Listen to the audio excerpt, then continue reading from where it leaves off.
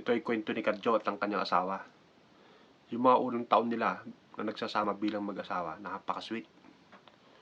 Sa tuwing gumagamit sila ng toothbrush, isa lang. Yung kutsara nila, isa lang din. Nagsusubuan sila pag kumakain gamit ng kamay. Pati nga postiso, kulang na lang mag-share sila dahil sa sobrang sweet nila.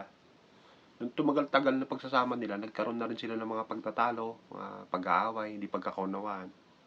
Isang araw, nag-aaway sila ngayon sa labas ng bahay. Napakaraming marites na nanonood. Nagalit yung babae sa kanya. Matigas kasi ang ulo ni Kadjo eh. Walang iya ka, Kadjo! Sawang-sawa na ako sa buhay, nakakasama ka. Walang hiya ka din, sabi naman ni Kadjo.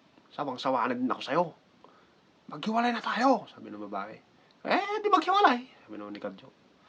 Siraulo ka talagang hayop ka. Siraulo ka ding hayop ka. Sabi niya, talagang pinapakita ni Kadjo doon sa mga tao na siya yung siga. Naisip ng babae, lahat ng sabihin niya, may sagot si Kadjo. Supot ka! Sabi niya kay Kadjo. Yun lang, sabi ni Kadjo. Hiyang-hiya si Kadjo ngayon kasi daming nanonood.